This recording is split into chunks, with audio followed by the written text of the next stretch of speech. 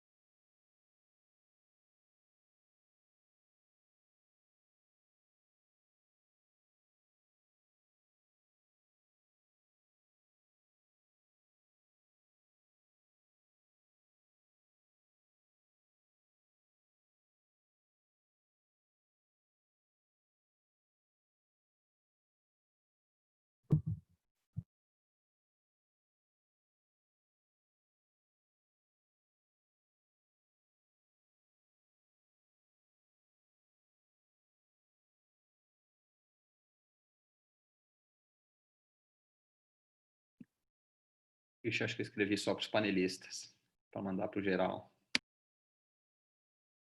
Acabei de ver aqui no YouTube que a gente já está online aí, pessoal. São 10 horas, agora 10:01. Então, acho que a gente pode começar, né? Já tem aí, ó, tô vendo que a sala está enchendo também.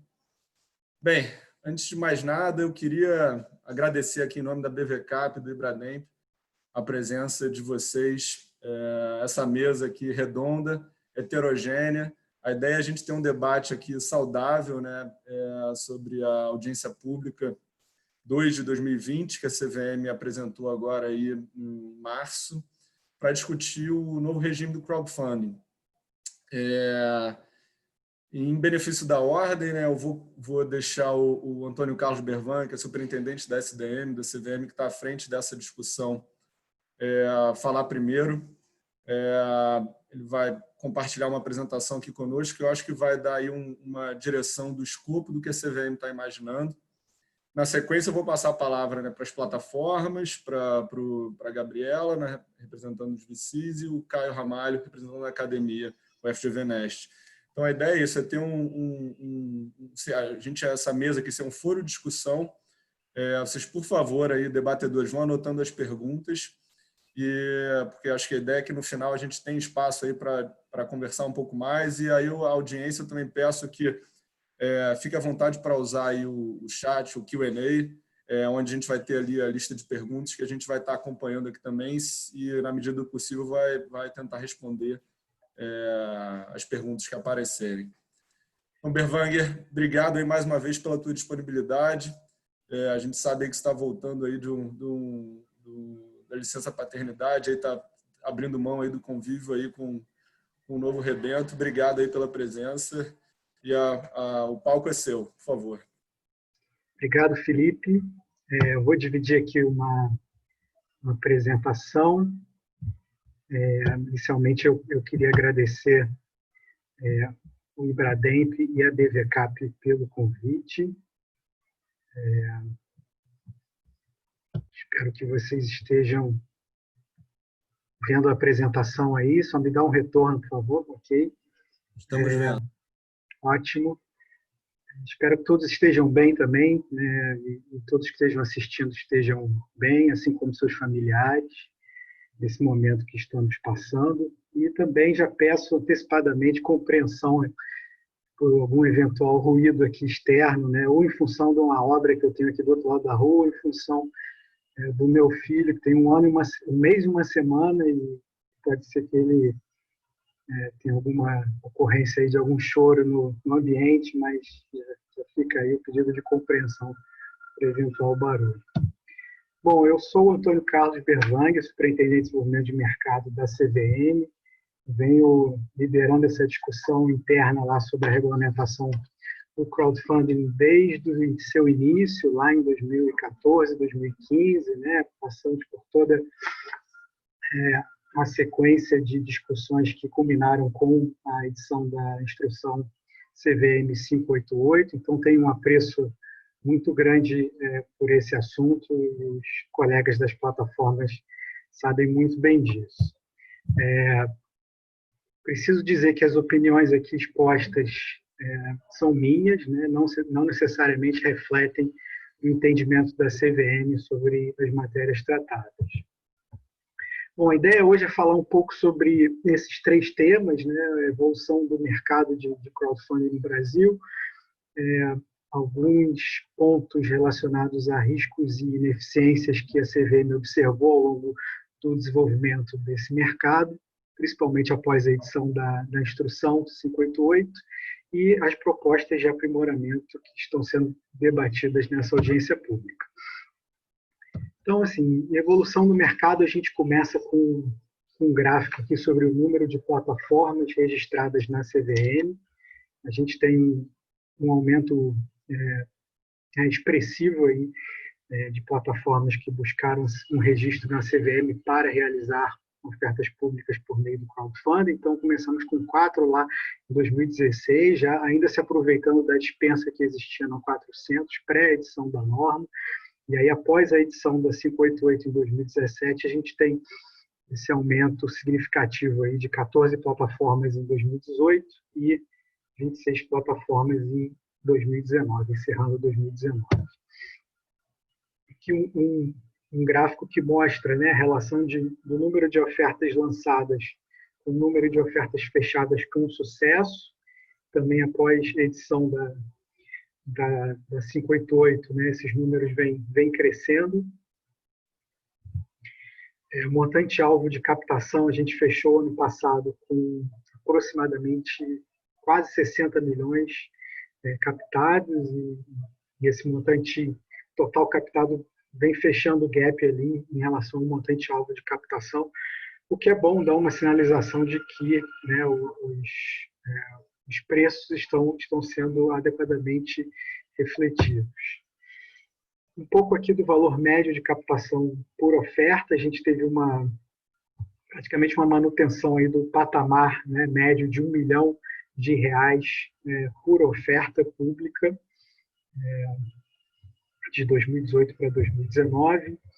O número de investidores, né, e aqui eu acho que talvez o número de investidores não seja o melhor termo, né, mas sim o número de investimentos individuais, porque aqui você pode ter alguma contagem duplicada, ou seja, investidores que entraram mais de uma oferta, eles contam como 2 aqui. Então, seriam investimentos individuais, porque a gente não consegue expurgar aqui eventuais repetições se um mesmo investidor reiteradamente investiu em diferentes ofertas.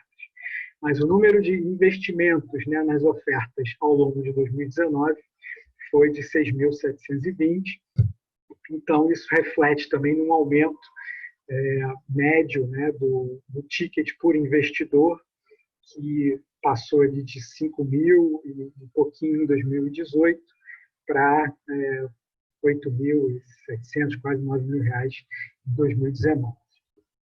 O número de investidores por oferta, né, diminuiu, voltou para patamares de 2017, mas como isso foi compensado por aquele aumento do valor médio de investimento individual. Bom, passados esses números gerais assim, do mercado, né, eu gostaria de pontuar alguns aspectos relacionados a riscos e ineficiências que advêm tanto de uma experiência interna da CVM, né, no seu processo de supervisão das ofertas públicas relacionadas ao crowdfunding, como também de retornos, né, que nós tivemos das plataformas, né, ao longo desse período, né, a gente tem interações constantes aí com elas, então tivemos um feedback interessante também em relação a alguns desses aspectos que eu vou falar. Bom, basicamente, o que a gente tem observado, né, uma falta de estrutura e baixa capitalização de algumas plataformas. A gente tem essa percepção também que os limites que hoje estão estabelecidos para faturamento de emissor e do grupo econômico acabam por restringir o crowdfunding a empresas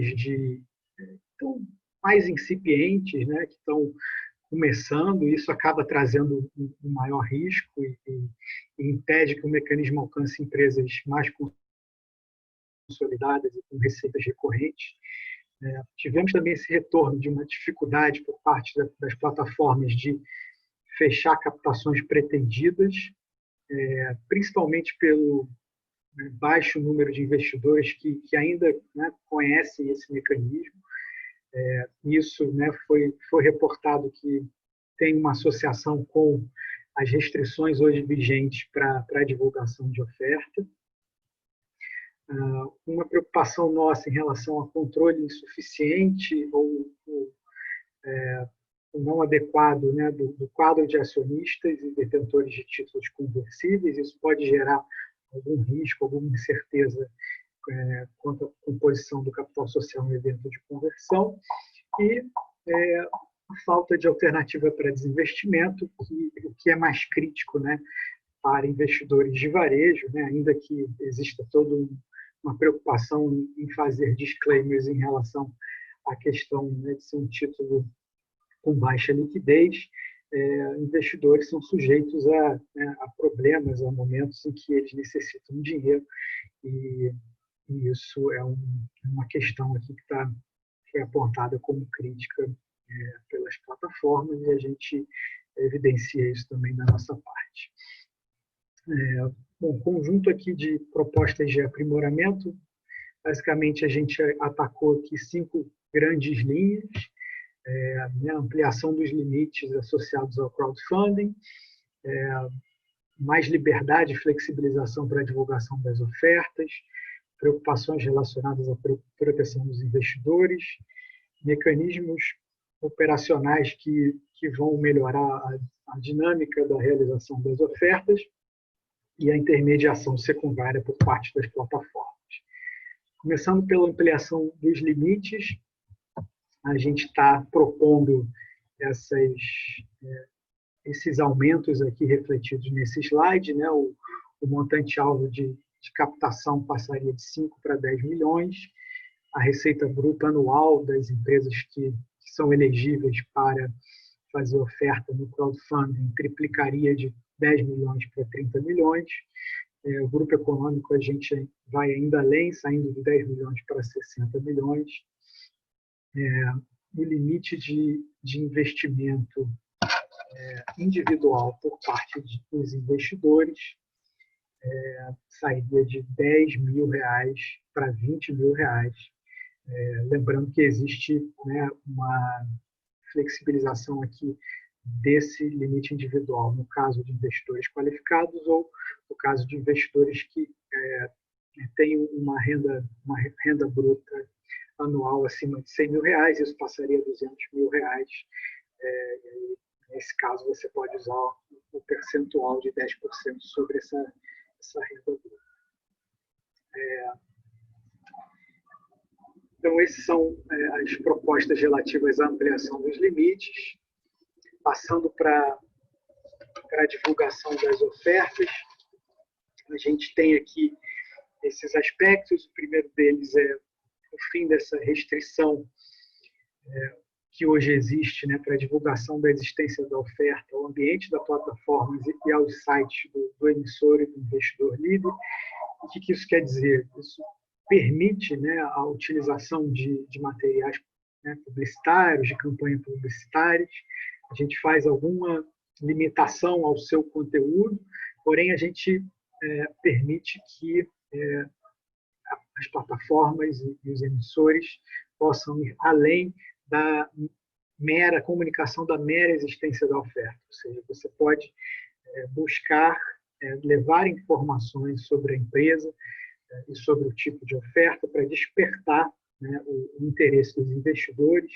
Então, ainda que exista aqui ainda aquela preocupação de utilização de linguagem serena e moderada, não existe na utilização desse material aquelas exigências de alertas de risco. Então, é mais um teaser mesmo que a gente busca trazer uma maior flexibilidade, e aí, no momento seguinte, né, a gente obriga que exista esse direcionamento obrigatório para a página da plataforma, e lá o investidor vai conhecer, né, todos os aspectos da oferta, né, as informações essenciais da oferta, bem como vai ter acesso aí sim a esses alertas de risco. A gente tira esses alertas de risco da utilização desse material para ele funcionar mesmo como um teaser. E aqui é bem amplo, você pode fazer campanhas publicitárias nas mais diversas mídias. O que a gente passa a trazer para a norma é a vedação da apresentação das informações essenciais, bem como a própria realização da oferta em outras páginas que não a página da plataforma. Bom, aspectos, então, relacionados a propostas de aprimoramento, relacionadas à proteção dos investidores. São 3 grandes linhas aqui que a gente está atacando. A primeira delas é relacionada à escrituração dos valores mobiliários emitidos. A gente passa a exigir a contratação pelo emissor da escrituração, e a plataforma deve verificar e assegurar que essa contratação foi realizada. Isso aqui é exatamente para buscar mitigar aqueles problemas que a gente está antevendo em relação à conversão dos títulos e garantir que tudo está adequadamente refletido, né, nos controles da emissora. Em função dessa alteração, a gente também propõe uma modificação na instrução CVM 543, que é a instrução que trata do serviço de escrituração dos valores mobiliários. A gente flexibiliza uma exigência lá de que esse serviço tem que ser prestado por instituições financeiras. Então, no caso de crowdfunding, essa exigência vai estar flexibilizada.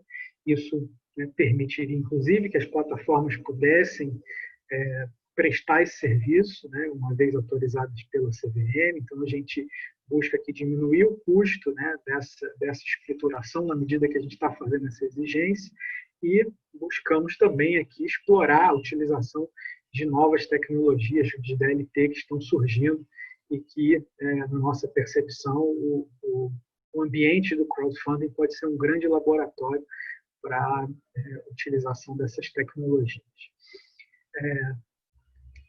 Segundo ponto, né, o fortalecimento das plataformas. A gente dobra a necessidade de capital social mínimo das plataformas registradas na CVM, utilizando esse critério como uma proxy aí de investimento inicial, de estrutura tanto tecnológica quanto, né, de recursos humanos por parte dos empreendedores.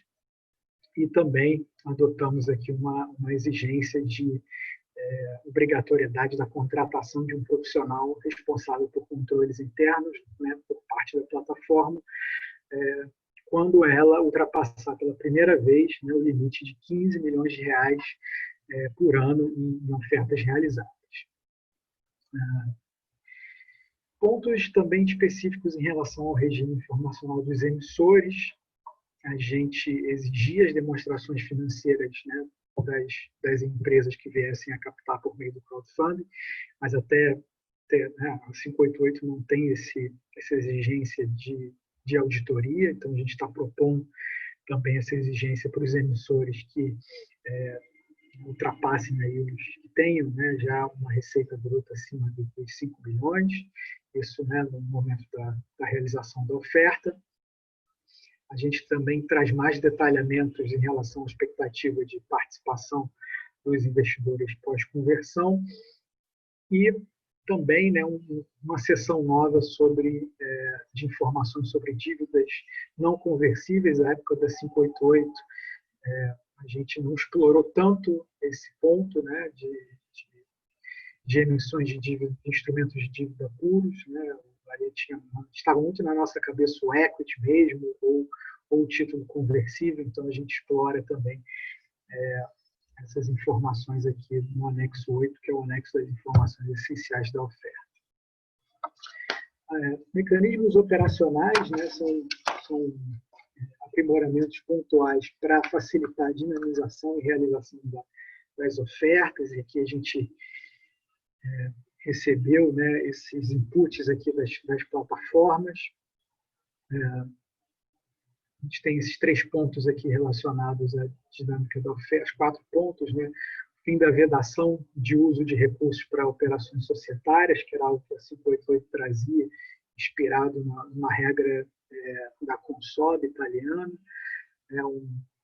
A gente passa a permitir o lote adicional para atender uma sobredemanda da oferta, né, de 20%. Ofertas secundárias também era algo que a 588 não permitia, é algo que a 588 não permite, né? A gente está propondo essa flexibilização para até 20% do que os controladores, né, os empreendedores tenham em relação às suas posições, e a possibilidade de alteração das informações essenciais da oferta após o início da captação, no caso, né, de ocorrências, né, posteriores ao início da oferta, e desde que isso seja comunicado, né, aos investidores nos mesmos canais de divulgação da oferta, e que eles possam, né, eventualmente retirar, né, optar por retirar o comando de compra que eles fizeram anteriormente.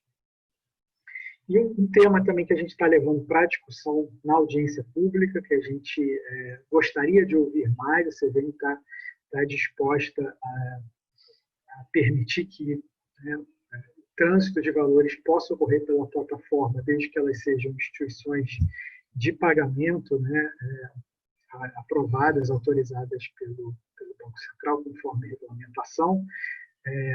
É um tema que a gente tem algumas inseguranças ainda, algum desconforto ainda, então a gente está pedindo aqui contribuições em relação a esse tema, e basicamente a preocupação é algum tipo de desvio, né, desses valores enquanto eles estão na plataforma e antes deles chegarem no emissor. Isso pode ocorrer, né, por diversos motivos, ou porque a plataforma quebrou no meio do caminho, ou porque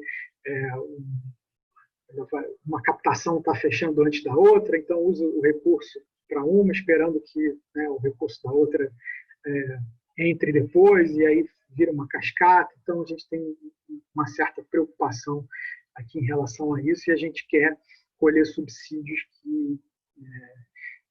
em relação a esse ponto para a gente seguir à frente. Por fim, intermediação secundária, acho que aqui é uma grande discussão também que a gente está trazendo nessa audiência pública. E aqui a gente, né, lá na CVM, talvez tenha sido um dos pontos que a gente mais discutiu, e no final das contas a gente tem essa premissa, né, de que é um secundário com potencial limitado, né, e isso pela própria característica, né, desse mercado, é um mercado de empresas que não tem um porte ainda muito grande, né, não são consolidadas, empresas nascentes, né. A gente na 588, na época de sua edição, a gente discutiu muito essa questão de que essas empresas não estariam tão seguras em compartilhar publicamente suas informações, que naquele momento elas podem ser estratégicas, né, confidenciais, então elas têm uma certa reticência em relação a esse compartilhamento público, e por conta disso, né, a 588 veio trazendo, né, um regime informacional simplificado para ela. Então as próprias exigências de prestação contínua, né, de informações, elas não seguem um modelo padronizado, né? A gente foi bem flexível em permitir que o emissor ele próprio definisse, né, que tipo de informação é adequada para o caso dele, que tipo de informação ele deseja compartilhar com seus investidores. Então, isso acaba sendo um problema, uma questão quando a gente pensa num secundário mais amplo. A gente tem uma base de investidores que é mais reduzida naturalmente, né?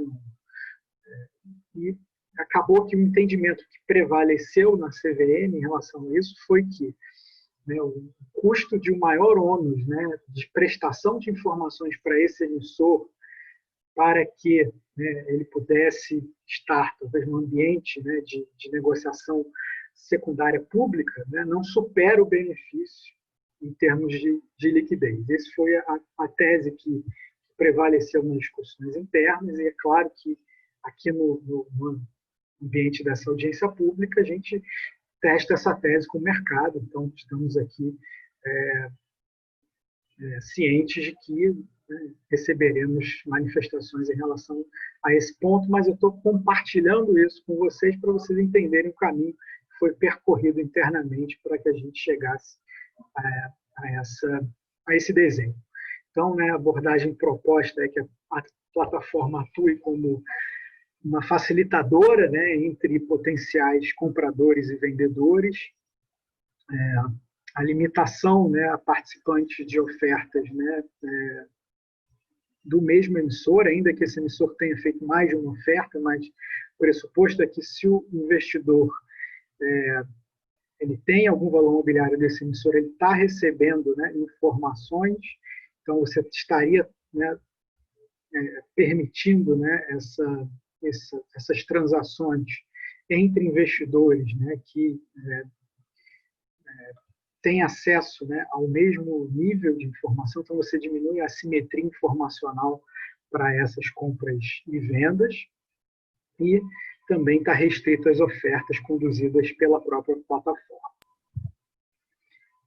A plataforma tem que verificar que esse emissor tem uma escrituração contratada, ou seja, para garantir que os valores imobiliários que, de fato, algum investidor esteja alienando, né, existem, são de sua titularidade, adotar medidas para que essa transferência de titularidade ocorra e disponibilizar, né, um histórico de volume e preço de negócios realizados no momento em que abra, né, essa negociação de um emissor específico.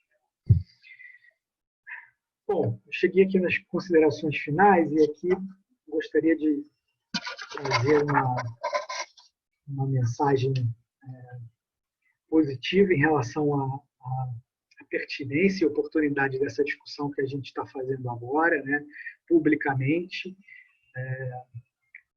É uma janela de oportunidades. Em dezembro, a gente não sabia nem sabia que o crowdfunding estaria na agenda regulatória de 2020, e acredito que a gente fez o pitch correto, né, utilizando aqui o termo do mercado, quando a gente levou isso para o colegiado para fins de definição da agenda regulatória. O crowdfunding entrou.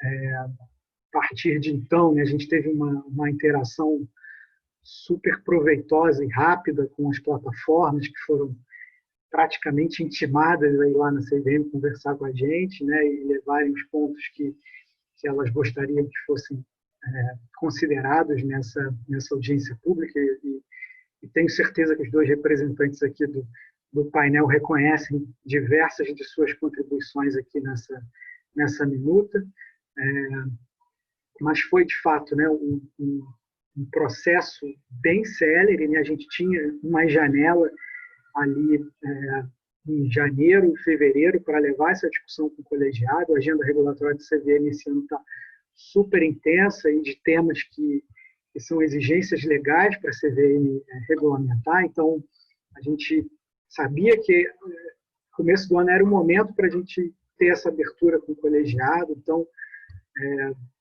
a gente levou essa discussão para o colegiado em janeiro, né, em fevereiro a gente discutiu isso com os diretores da CVM. Então, foi um cenário ainda totalmente coronavírus, né, sem a menor perspectiva de que a gente estaria, nesse momento hoje, trabalhando de casa, e por mais que a audiência pública tivesse só saído no fim de março, foi pelo fato de que a gente estava esperando as informações das plataformas chegarem para consolidar, né, esses dados, né, e fazer uma divulgação conjunta dos dados e da audiência pública, e trazer esses dados para o edital, mas a discussão de mérito já estava sendo feita lá em fevereiro, de forma que talvez, se não tivéssemos aproveitado essa oportunidade, né, toda essa possibilidade de discussão pública esse ano teria sido perdida.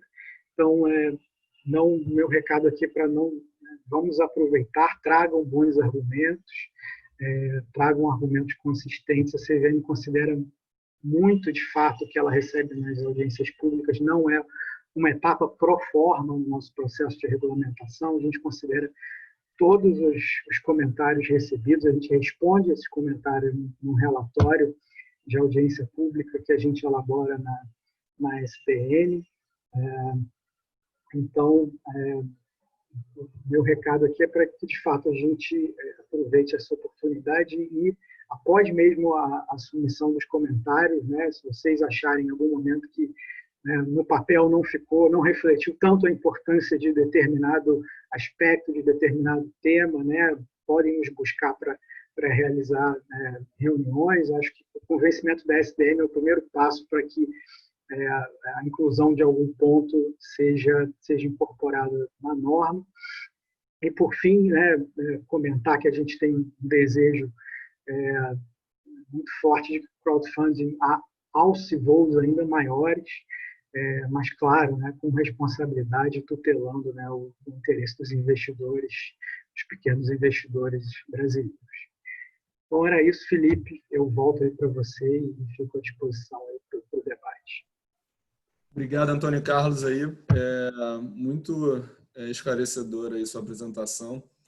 Acho que ela dá o pano de fundo aí ótimo para eu poder compartilhar, né, a palavra aí com as plataformas, com os VCs, né, com a academia. Só antes de passar a palavra aqui para o Frederico, eu queria só pegar o gancho da sua última frase, que eu acho que ela é interessante, uma coisa que eu acho que vai embasar boa parte da nossa discussão hoje. É que, para o mercado de capitais brasileiro, a gente continua tendo um grande desafio, que é o de viabilizar as ofertas menores, né? A gente sabe, teve o programa de ofertas menores que a CVM fez junto com o BNDES, com a própria Bovespa na época, né? Ainda não era B3, que gerou a criação do Bovespa+. Mas se você tinha aquele número mágico lá de 500 milhões de volume total de oferta ali no boom dos IPOs, que ok, tinha um pouquinho para baixo, um pouquinho para cima. Você, ao longo dos anos, a gente até enxerga algumas ofertas que vieram um pouco abaixo disso. Ali o Bovespa+, acho que, se não me engano, teve um número limitado de ofertas também, algumas na torno de 30 milhões, 20 milhões, mas foram muito poucos. A gente continua tendo um gap enorme entre 5 milhões e esses 500 milhões, né?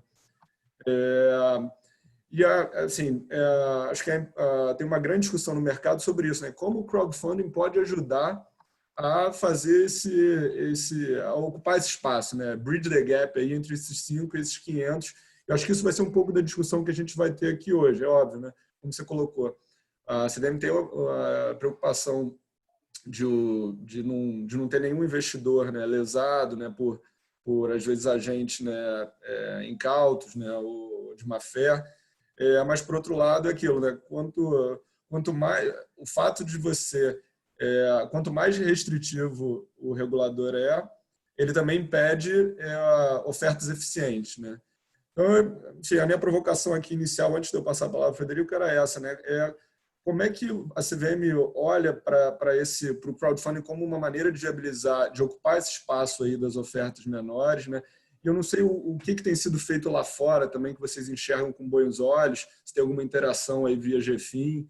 Enfim, essa provocação geral aí, antes de passar para o Frederico. Ótimo, Felipe.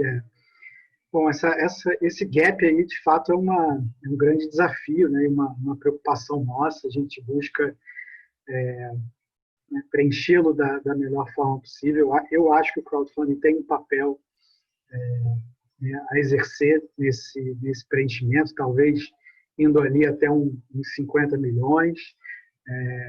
Né, não sei se a gente vai fazer isso numa tacada só, ou a gente vai aos pouquinhos, né? Acho que no momento que prevaleceu nessa discussão foi dar um passo, né, um pouco mais conservador nesse momento de criação também de muitas plataformas, de uma evidenciação da nossa parte de que nem todas elas têm uma estrutura, né, talvez adequada para já, nesse primeiro momento, né, estar autorizadas a transacionar um volume assim tão relevante. A gente até, nas primeiros desenhos dessa revisão, a gente pensou em fazer 2 níveis de plataforma, um que poderia ir um pouquinho mais do que o outro, mas com uma carga regulatória maior, e um outro, talvez, mantendo mais ou menos o que a gente tem hoje na 588, mas a opção, né, da CVM, nesse momento, foi por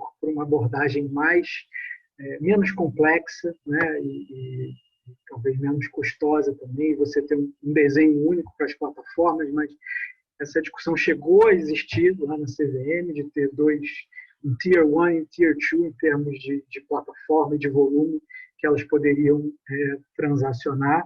Então, acho que o crowdfunding tem um papel, e acho também que outros intermediários, né, que hoje já são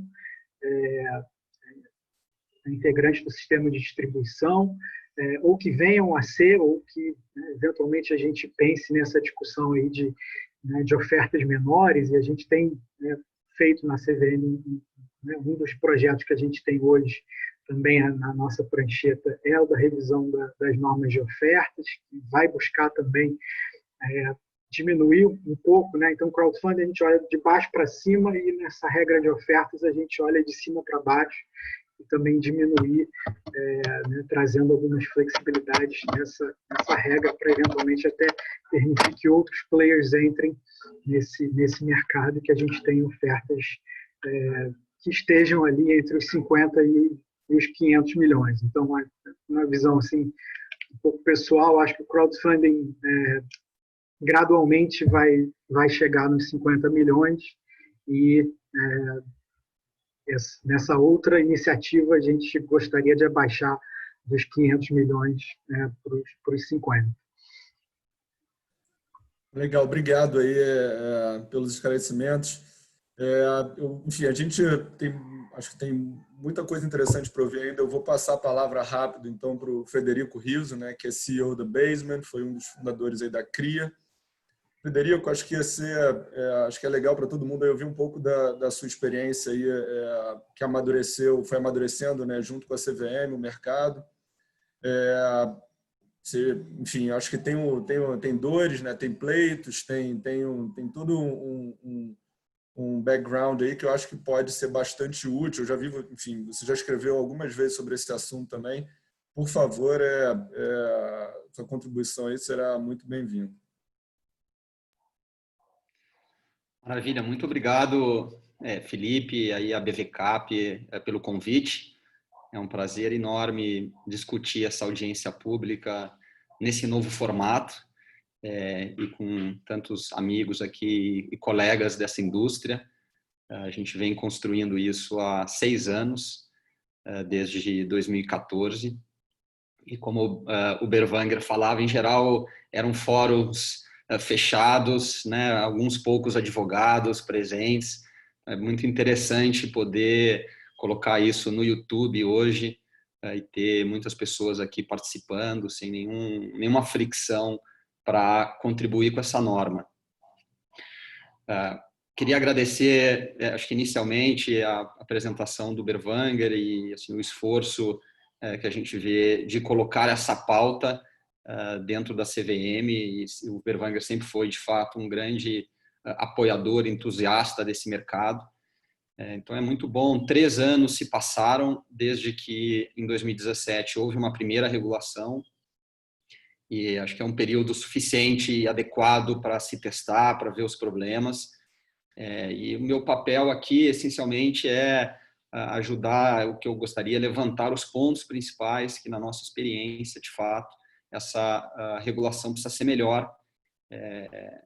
para mim, claramente, o que a apresentação do Antônio demonstra, que a gente alcançou quase um teto, teve uma diminuição significativa no crescimento no último ano, em alguns casos, diminuição, né, da quantidade de investidores que entraram nesse mercado. Então, a regulação ela se mostra muito aquém da necessidade atual e, infelizmente, a minha opinião é que ela, mesmo na sua proposta, ela está muito aquém do que a gente precisa para acompanhar as tendências mundiais nesse segmento. Então, eu quero compartilhar um pouco dessa minha visão aqui para promover esse debate. Vou tentar ser breve para permitir que os demais participantes aqui também exponham suas visões e a gente possa abrir, né, para o público também trazer algumas perguntas. Inicialmente, eu acho que um pouco dessa minha história no crowdfunding. Então, nós fizemos a primeira oferta pública no Brasil lá em 2014. Então, fomos a primeira plataforma e somos aí a plataforma líder nesse mercado, com mais de 50 milhões captados em mais de 100 ofertas. Nos últimos 3 anos, nós viemos se dedicando mais aí à parte da infraestrutura desse mercado e menos na parte de originação, que eu sempre costumei dizer que é a parte mais difícil, né? A chegar e atrair e convencer os melhores fundadores a se exporem numa plataforma pública, numa oferta pública. Então, a gente passou a se dedicar muito nessa parte de infraestrutura para diminuir a fricção, para que a tecnologia tivesse um papel de maior destaque nisso. E aí, o nosso braço de originação, de trabalho com os fundadores, a gente segregou para uma empresa irmã, que é o CRIA. Passamos a oferecer esse serviço de tecnologia para outros parceiros, inclusive aqui para a própria Gabriela, da Vox Capital, que é um dos clientes. Durante, acho que esse período, esses quase 6 anos, ou 6 anos agora já de história aí no crowdfunding, eu próprio senti na pele esse desafio. Então, desde o início, na primeira oferta pública, a gente já usou o crowdfunding antes mesmo da instrução de 2017. Então, são mais de 4 rodadas que eu próprio fiz. Tenho hoje mais de 400, né, investidores que participaram dessa oferta, são um pouco menos que estão na empresa hoje, são 364 investidores hoje na empresa. Ao longo desse período, eu vi empresas do nosso portfólio falirem, eu vi empresas que captaram dinheiro tendo saídas, né, dando saídas para os investidores, para grandes empresas como o Grupo Pão de Açúcar, B2W, BTG Pactual, assim como saídas para fundos de investimento de primeira linha, alguns deles, como o caso de Kazakh Ventures, em rodada Series A, que proporcionaram retornos já aí na faixa ou buscados por investidores de venture capital, né, de risco, então, retornos líquidos aí com descontadas todas as taxas de 6 vezes o capital, tá, num período aí de 2 anos e meio. Então, diria que a gente conseguiu ver um pouco do ciclo completo, né, um teste que se mostrou adequado em muitos aspectos, se mostrou insuficiente em outros. Acho que ficou muito provado na nossa experiência algo que a gente conversava desde 2014 com a CVM, com o Berwanger, a importância dos sindicatos de investimento, né, a importância da curadoria, de terem pessoas com incentivos alinhados dos investidores. Eu diria que o modelo de marketplaces, né, ofertas abertas, e vai lá, qualquer um investe. A gente não tem hoje grandes casos no mundo de sucesso disso. Os maiores sucessos estão ligados aonde tem um maior alinhamento com os investidores, onde se parece mais com a indústria tradicional de venture capital. Então, a minha visão, né, aqui nas trincheiras, é de que a gente está muito atrás, né? A gente aumentou muito o nosso gap em relação às experiências internacionais. Se a gente pega, eu sempre apresentei muito como referência o que eu achava um dos melhores modelos no mundo, eu acho que se provou nos últimos anos, que é o AngelList, que é uma plataforma americana. Eles anunciaram, eu vi hoje na mídia, os 10 anos, completaram 10 anos de plataforma. Eles fizeram em 10 anos mais de 4.000 rodadas. Na verdade, mais de 4.000 empresas captaram investimentos só por essa plataforma, por uma única plataforma nos Estados Unidos, que hoje faz mais de 1/3 de todas as rodadas de primeira linha que acontecem nos Estados Unidos, né? Rodadas de primeira linha é as startups que estão sendo investidas por todos os principais VCs dos Estados Unidos. Em 36% dessas rodadas, os investidores do Angel List têm acesso a esses negócios. São quase 2 bilhões de dólares under management nessa plataforma. E é uma plataforma exclusiva de sindicatos, né? Ela é fechada para um modelo de sindicatos, é um modelo que os investidores lá, a partir de $1.000, eles botam dinheiro junto com investidores líderes e participam, sem direito a informação nenhuma, né? Totalmente passivos, mas eles têm acesso a esses negócios. Então, aqui em 6 anos, nós que somos a plataforma líder, fizemos 100 ofertas, né? Então, a gente está assim, muito atrás, e em grande parte, ao meu ver, por 2 razões. A primeira delas é que o modelo esse de sindicatos ainda não está adequado à indústria. A indústria precisa de um produto diferente, precisa que tenham pessoas com alinhamento de interesses e que possam trabalhar para trazer essas melhores ofertas para o grande público. E o segundo grande problema, né, a segunda grande coisa que nos coloca atrás, é que realmente o tamanho das empresas, o tamanho das ofertas, na verdade, que por consequência atraem as empresas, é muito restrito. Então, as empresas rapidamente, algumas poucas empresas gostam do modelo, começam a aprender o modelo, vê que tem muito valor para elas terem centenas ou milhares de investidores. Isso é um diferencial significativo para muitas empresas, mas elas não podem seguir nesse caminho. Ou mesmo que elas queiram fazer um caminho não tão by the book do venture capital, queiram trazer um capital maior, mais pulverizado, elas logo vão bater o teto e vão ficar sem dinheiro, e aí talvez o investidor tradicional vai olhar feio para ela, e como o Felipe aqui bem colocou, não tem um caminho para ela abrir capital, ela não consegue seguir nesse caminho de criar uma massa de investidores, numa relação mais direta via crowdfunding. Então, para ser mais prático aqui, eu entendo que, e eu escrevi, como o Felipe colocou aí, um artigo essa semana, do que na norma, na proposta, acho que tem 2 coisas que precisa melhorar muito. Uma são os limites, em tudo que nas grandes regulações que a gente tem como referência, não existe limite de faturamento, existe um limite de volumes captados.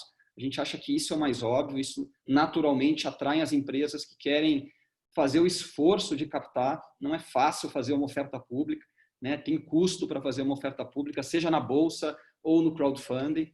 Então, tem um esforço para isso e a gente deve restringir apenas a quantidade de volume captado. E o que a gente espera é que, no mínimo, a gente se iguale às regulações de crowdfunding do mundo, que tem o seu limite aí na casa dos 50 milhões de reais, e não os 10 milhões de reais, que é o que se propõe atualmente.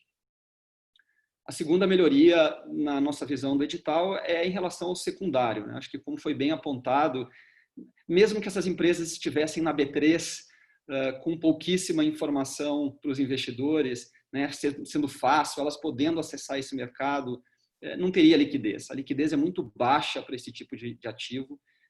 Então, as restrições que são impostas hoje pela norma, elas vão tornar totalmente ineficaz esse mercado, porque restringir só para quem já investe, num cenário que a gente vê ainda que muitas estão diminuindo a quantidade de ofertas, tem menos de 100 investidores, não vai haver incentivo para a empresa se abrir ao público, por mais que ela não tenha que prestar muitas informações, ser uma empresa que o investidor possa negociar a todo momento, traz uma série de trabalhos.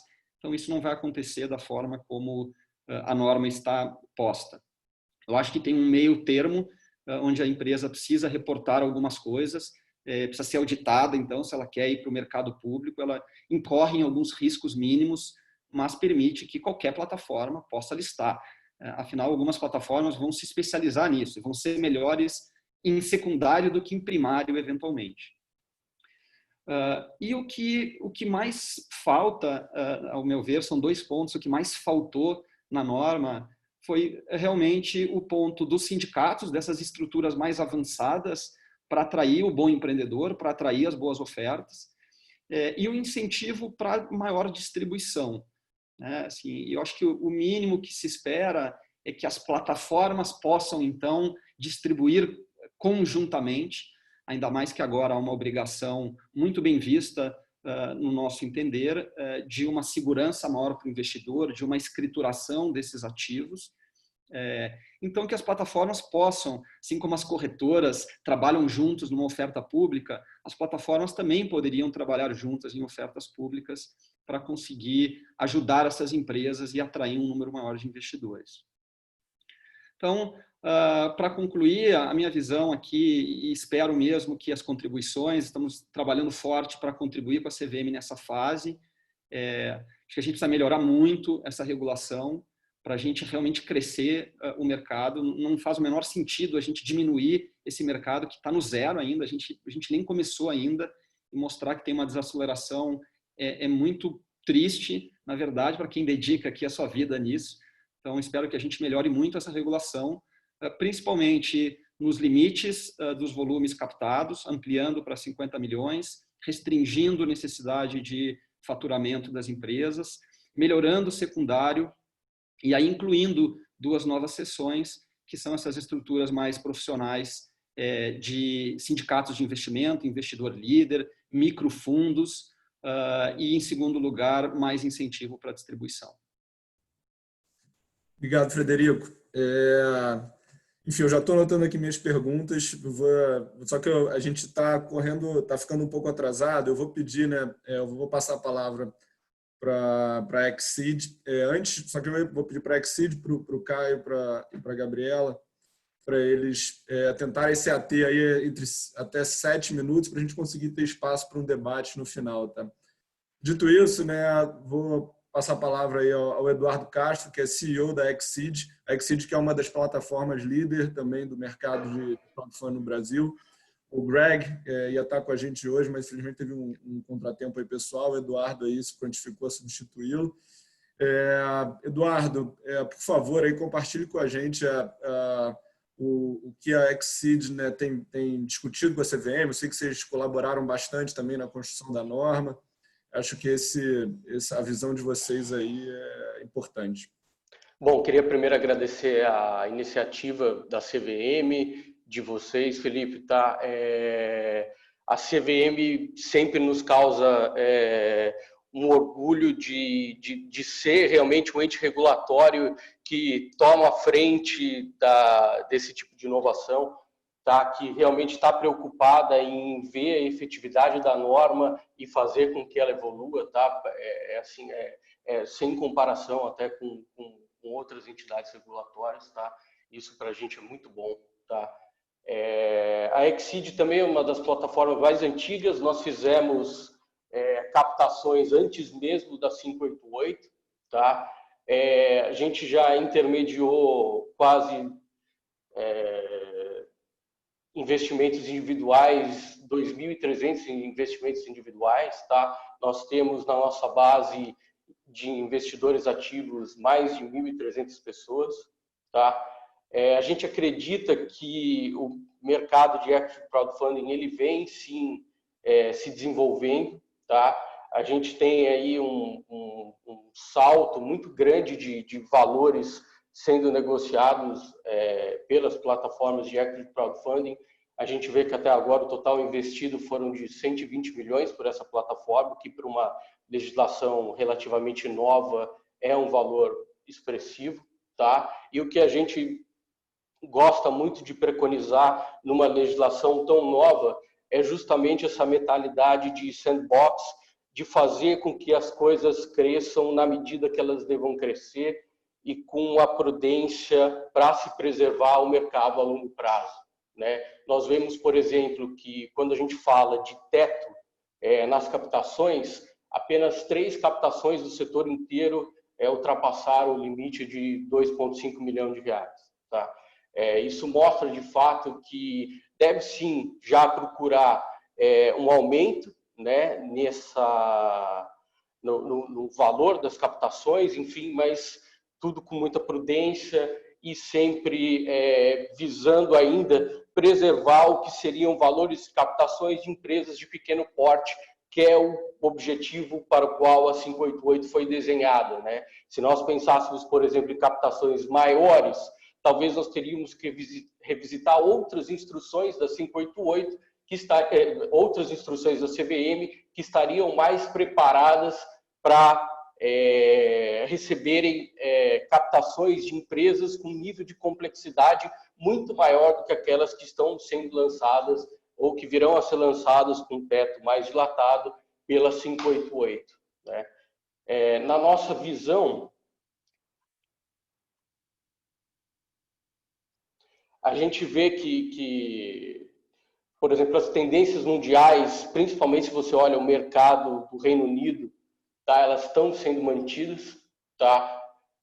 Lá no Reino Unido, em plataformas que utilizam um modelo principalmente de marketplace, onde investidores fazem investimento fora de estruturas como sindicato, tá? Esse mercado é muito grande, tá? Você vê, por exemplo, que no Reino Unido um mercado desse de equity crowdfunding movimenta quase 1 bilhão de libras, tá? Que é muito expressivo, tá? Então não tem como dizer também que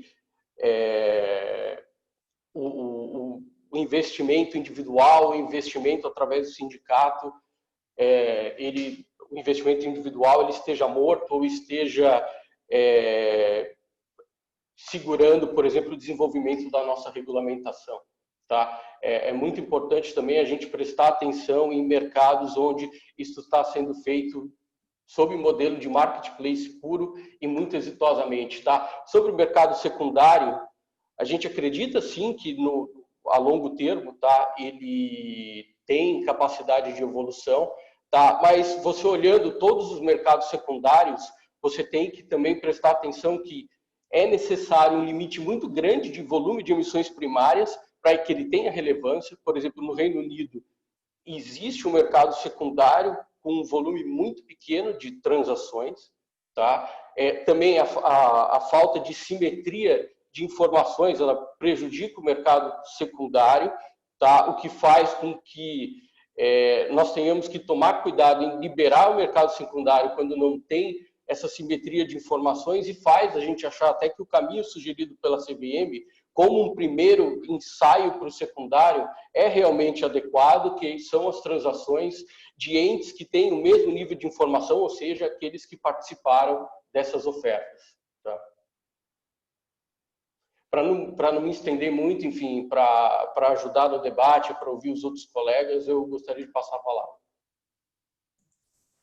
Obrigado, Eduardo, aí por respeitar o tempo. Vou passar a palavra então para a Gabriela. Gabriela, você ficou com a tarefa aí de representar a indústria de Venture Capital, né? Na visão aí dos VCs, né? Como é que você acha que o Equity Crowdfunding pode contribuir para a indústria de VC, para uma democratização, né, do acesso ao investimento? Qual é a visão enfim, da Vox aí, falando com esse chapéu do VC sobre o Equity Crowdfunding? Para onde você acha que a gente tem que olhar também? Perfeito. Bom, de novo, antes de mais nada, muito obrigada, enfim, Felipe, a BVCap, Embraer pelo convite. É uma honra estar aqui com vocês. A gente até comentei com o Felipe, né? Que bom que a gente está tendo essa oportunidade. Acho que é um dos primeiros eventos no qual a gente tem a chance realmente de estar discutindo com plataforma, com órgão regulador, essa diversidade, enfim, de players. Enfim, para quem não conhece a Vox, a gente é um fundo de venture capital que veste um chapéu um pouco diferente. Então, além de buscar negócios de tecnologia de alto crescimento, a nossa tese de investimento é 100% focada em negócios de impacto social, ou seja, a gente está almejando, né, tanto o retorno financeiro quanto essa transformação social positiva tão necessária, ainda mais em tempos como que a gente está vivendo hoje. E a gente sentiu, ou a gente sente cada vez mais, que existem duas demandas importantes para o crowdfunding suprir. A primeira delas é essa sensação da busca por uma maior democratização do lado dos investidores. a deals de investimento de impacto e, enfim, investimento em startup em geral. Então, como esse tese também de investimento de impacto tem se tornado cada vez mais popular, a gente recebe muitos e muitos pedidos. Nossa, que startup incrível, quero investir com vocês, quero participar dessa rede da Vox. E, por um lado, é muito frustrante que nós, assim como praticamente todos os outros fundos de venture capital, usam estruturas, né, inacessíveis ao investidor qualificado ou até mesmo investidor de varejo. Então, o crowdfunding surge como uma das primeiras possibilidades no qual o varejo, ou enfim, a gente viu até mesmo na nossa equipe, a gente conseguindo investir junto com a Vox, junto com outros investidores. Né? A gente fez um primeiro piloto, de novo, através sempre da plataforma do Basement. Foi um primeiro passo legal. E do outro lado, e aí realmente é uma demanda que a gente tem observado bastante de outros fundos de venture capital também, é que essa rodada, né, o ticket médio do crowdfunding, essa demanda do R$1 milhão, é um investimento que a gente dificilmente observa no mercado tradicional, digamos. Então, existem poucos investidores anjo, né, assinando rodadas desse tamanho, e do outro lado, os investimentos de VC tendem a pegar mais tração a partir de 3 a 5 milhões de reais. Então, a gente até tem um apelido, enfim, infeliz para essa fase, que é o chamado Vale da Morte, porque uma vez que a pessoa consegue atravessar, ou que o empreendedor consegue atravessar essa maré do investimento anjo, ela ainda tem um vale muito grande para conseguir chegar no fundo do Venture Capital. E nós, como enfim, Vox, de novo, entusiastas do Equity Crowdfunding, a gente observou de novo em 2017, depois da regulação, um crescimento muito grande. Em 2018, de novo, a gente sentiu que, enfim, a CVM também estava oferecendo talvez um respaldo regulatório importante para a gente dar esse primeiro passo. Então, a gente, enfim, ainda está no movimento de estudar como a Vox ainda vai se posicionar, seja como plataforma, seja como investidor líder. A gente fez um piloto apenas com o Basement no passado, mas que já trouxe aprendizados muito ricos. E acho que talvez para enriquecer um pouco o debate, eu queria trazer uma visão que a gente observou de outros fundos também, mas que ainda não foi muito falado aqui, que é a importância da diversificação para o investidor. Então, quando nossa frente de captação dos FIPs, por exemplo, um aspecto muito importante é quantas startups, né, esse meu cheque vai estar investindo, apoiando, para que a gente consiga, de fato, diversificar o risco, que talvez seja a estratégia mais bem sucedida de investimento, né, até hoje nas mais diversas categorias. Então, com o investimento em startup, a equipe segue sendo, né, um aspecto importantíssimo da nossa análise, mas o equity crowdfunding, da forma no qual ele está estruturado hoje em dia, ele dificulta muito que outros investidores, ou no qual a maior parte dos investidores consigam ter uma diversificação necessária para esse tamanho de risco. Então, startups que faturam, né, até esse teto de faturamento, ou que estão levantando rodadas seed, oferecem realmente um risco muito alto. E fundos de investimento que investem em startups nesse mesmo perfil estão investindo em 10, em 20, normalmente em quase mais de 50 startups. Então, fundos de investimento seed, como Bossa Nova, que assina um cheque parecido, né, tem mais de 100 startups no portfólio deles. E do nosso lado, como Vox, a gente gostaria muito, né, de observar outros mecanismos no qual o investidor consiga ter esse mesmo nível de segurança que o investidor profissional tem investindo num FIP, porque talvez ele mereça realmente mais segurança, porque ele tem menos, talvez, flexibilidade para, enfim, correr tais riscos. A gente observa que existem algumas possibilidades nos Estados Unidos, através do AngelList, que é um exemplo que o Fred comentou, mas também através do Our Crowd. Eu vi que a Natália fez uma pergunta por aqui. Você pode investir através de fundos. E esses fundos representam parte importante do investimento do crowdfunding, no qual a diligência deixa de ser relacionada a uma startup específica e em relação à tese de investimento desse gestor. Mas nos Estados Unidos existem outras possibilidades que talvez sejam mais simples de implementar, como, por exemplo, o auto-invest ou o auto-investimento, no qual o investidor entra na plataforma de crowdfunding ou entra em várias plataformas de crowdfunding e determina algumas regras, algumas condições. Então, se a rodada for acima de tais milhões de reais, se a empresa tiver um empreendedor com X anos de experiência, com tais formações, ou até mesmo critérios mais simples, como se o investimento for em saúde, eu vou querer estar em todos. Então, as rodadas, conforme elas vão aparecendo, são debitadas quase num cheque automático, num débito automático. E isso garante assim, um benefício muito grande para os dois lados e aproxima cada vez mais o mercado do crowdfunding, desse mercado de VC em geral, que é as startups captando. Acho que realmente esse seja o principal benefício. As startups captam com mais segurança que a rodada de fato vai ser fechada com sucesso. E do outro lado, os investidores caminham cada vez mais para um portfólio de fato diversificado e, enfim, como Vox, como, enfim, também uma gestora CVM, a gente leva muito a sério, assim, a gente realmente se preocupa bastante com os investidores e a gente acredita que para o crowdfunding caminhar, a gente deve buscar realmente trazer mais segurança, mais conforto e mais diversificação para os investidores de varejo no crowdfunding, como a gente observa em outras categorias. Enfim, cheguei aqui na marca dos 7 minutos. Vou devolver a bola para o Felipe e estou, enfim, bem animada para ver as perguntas também. Obrigada. Muito obrigado, Gabriela, aí pela sua participação. Enfim, é isso. Oferta, quem sabe, né? Oferta de cota de fundo via crowdfunding para o mercado de varejo pequeno pode ser um futuro aí possível, né? Bem, o Caio Ramalho, né, que é um fundador do FGV Nest, Núcleo de Estudos em Startups e Venture Capital da FGV, ficou com a tarefa ingrata de falar por último. Normalmente é difícil, né, de você trazer alguma coisa nova, mas pelo menos, né, acho que o chapéu da academia aí te dá liberdade, Caio, para abordar temas às vezes que são sensíveis, né? Então por favor, aí antes só do Caio começar, um recado para a audiência, a gente tem o Q&A. Quem quiser ir fazendo perguntas, se você está interessado em ouvir a resposta de alguma pergunta, você pode curtir aquela pergunta e as perguntas com mais curtidas ficam nos primeiros lugares. Então, se alguém tiver interesse em ouvir alguma pergunta específica, eu recomendo curtir, porque a gente vai dar preferência a que for de maior interesse aí. Mas, Caio, por favor. Legal. Obrigado, Felipe, pelo convite. Obrigado ao Ibrademp, à BVCap. Pelo contrário, ter ficado por último foi interessante que eu fui pegando aqui as partes para fazer alguns contrapontos. O primeiro que eu quero dizer é que, sem dúvida alguma, o equity crowdfunding é uma parte fundamental no ecossistema de investimento em startup.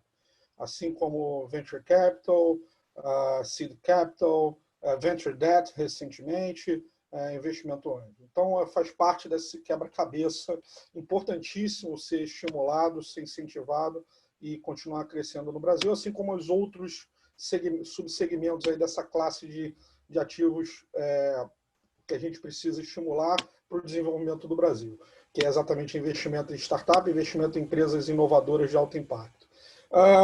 E aí, eu trazendo um pouco aqui a visão da academia, eu dei uma olhada no que tem sido produzido do ponto de vista acadêmico sobre crowdfunding no mundo, e basicamente você tem dois grandes pontos. Tá? Você tem uma parte econômica, uma discussão econômica, principalmente microeconômica, onde passa por assimetria de informações, tá? Quais são os riscos que são trazidos pela assimetria de informação. Então, quando a gente fala de investimento em startup, isso é um risco sempre presente. Então, do ponto de vista microeconômico, isso é muito importante, porque gera moral hazard e gera seleção adversa. Então, são dois problemas microeconômicos que precisam ser endereçados. E uma discussão do law, né, que exatamente passa por regulação ou passa por monitoramento. Então, você tem, obviamente, aí uma conexão entre essas duas partes, que é o Law Economics, né, que é um pouco, basicamente, isso tudo que a gente está discutindo aqui do ponto de vista teórico e, obviamente, aplicado aí por meio de uma audiência pública da CVM. E aí, para a gente entender um pouco esse processo todo, quando a gente fala aí tanto de investimento de startup de uma forma geral, mas fazendo um recorte para investimento via equity crowdfunding, a gente tem aí basicamente 3 pedaços. Tem a parte de originação, monitoramento daqueles negócios investidos e a parte de saída. E por baixo disso, ao longo desse processo todo, você tem a discussão de infraestrutura. E aí, de novo, em cada um desses 3 pedaços e nesse layer de infraestrutura, você tem a discussão de microeconomia e do direito, né? E aí é importante a gente pensar um pouco nessa questão da assimetria de informação, né? Quando a gente fala em assimetria de informação, logo na largada, na originação, você tem um potencial ponto de fricção. Quais são as startups que são selecionadas? Quem efetivamente seleciona essas startups que são qualificadas para serem investidas pelos potenciais investidores? E aí você entrar ainda na discussão dos volumes. As plataformas passam por uma série tem que preencher uma série de requisitos, né, para cumprirem a parte regulatória de criação da plataforma. E aí surge a pergunta: as pessoas que estão selecionando isso, como é que elas fazem esse processo? E aí, obviamente, como no mundo inteiro, você tem, ao longo do tempo, vem mostrando, desde 2011, os estudos que vêm fazendo retroativo, vem mostrando exatamente essa diferenciação ao longo do tempo entre os bons selecionadores de deals e os bons e os maus selecionadores de deals, que isso tem um impacto potencial no processo. O miolo dessa história é exatamente o pós-investimento, que é o monitoramento e o acesso à informação. Quais são as informações? Desculpa. Antes ainda na originação, antes do investimento em si, qual é o nível de informação? E aí a gente vê que é uma característica importante da indústria de investimento em startups, de uma forma geral, que os níveis de informação são diferentes, né? E também não são padronizados. E isso, de novo, cria esse ambiente de informação assimétrica. E depois desse investimento, idem, você tem a questão do monitoramento, que quando a gente fala de empresas já estabelecidas, 3 meses já pode ser muito tempo para prestar informações. Imagina para um ambiente de startup, que só de 3 em 3 meses, um ambiente muito mais volátil, muito mais dinâmico, você, investidor, só tem acesso na ponta, não no processo, mas na ponta, de tempos em tempos, e aquele negócio pode ter mudado ao longo do processo. E aí, no final, também, a parte de saída, onde ainda não está muito claro quais são os casos, o percentual de casos de sucesso. Você tem para alguns cases que estão aí há mais tempo no mercado, né? Alguns cases de plataforma que estão mais tempo, mas é chave para esse processo de investimento em startup, de uma forma geral, você ter uma clara consciência de qual é o percentual de sucesso e o percentual de falhas nesse processo, das startups que deram errado, né?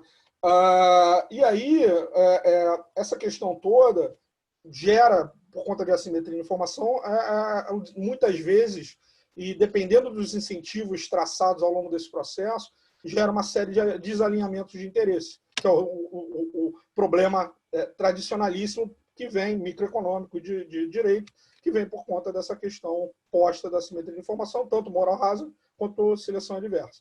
E aí, a gente tem que pensar um pouco, fazendo as adaptações devidas ao Brasil, os casos internacionais. E aí, quando a gente fala, inclusive, de volumes, a gente tem que pensar que paridade de poder de compra, né, o famoso PPP de 10 bilhões nos Estados Unidos, por exemplo, não é 50 milhões. Então, talvez seja 10 para 10, e aí você tem que fazer um estudo mais elaborado para, inclusive, mensurar por fazer controle, um painel, por exemplo, uma análise mais estatística, mais robusta, onde você controle por outras variáveis, como o tamanho do mercado de capitais, a quantidade de investidores, o poder de compra dos investidores, e por aí vai, para você fazer uma tecla SAP, né, dos volumes e condições lá de fora para o volume aqui. Tanto é que, quando a gente fala, por exemplo, de Angel List, o Angel List, que é um case de sucesso, ele, para ser investidor no Angel List, ele precisa ser o equivalente aqui no Brasil ao investidor qualificado. Não é todo o investidor de varejo que pode entrar e ser investidor no angel list. E nem todo mundo pode fazer investimento diretamente, porque ele não tem a capacidade necessariamente de selecionar as boas startups, porque é exatamente a questão da seleção adversa e do moral hazard nesse processo. Então, é por isso que vem exatamente a questão de entrar como sindicatos em pool de fundos, né, de veículos de investimento. Então, nesse processo todo, a gente tem que entender esses pontos de fricção e exatamente os pontos onde existem potenciais problemas de governança, que é exatamente esse problema do principal e do agente que vem por meio dessa simetria de informação. Porque, no final, quando a gente pensa a decisão entre fazer investimento diretamente ou terceirizar, passa exatamente porque o investidor não tem tempo, ou ele não tem o conhecimento adequado para fazer isso. Por isso que existe uma indústria toda de fundos de investimento, inclusive de ativos tradicionais. Quando a gente olha para investimento em startup, isso ainda é muito mais crítico, exatamente por conta dessa questão microeconômica que se coloca. Então, só queria trazer essa contextualização, tentando juntar tudo isso que foi falado e trazer um pouco aí da pegada exatamente dos estudos que têm sido feitos no mundo. Se você olha, só para concluir, os estudos ainda no Brasil são muito poucos, são menos de 200 artigos feitos sobre o tema, em comparação a mais de 7 mil no Brasil, até porque base de informação a gente não tem muito consolidada para fazer essa análise toda. Então, só trazendo uma visão aqui em perspectiva, sem querer entrar muito na chatice aí da academia. Obrigado, Caio. Muito útil aí, né? A gente, só para vocês saberem, né? A gente tem aí mais 15 minutos no máximo, né? De evento aqui, de discussão, até às 11h30. Então,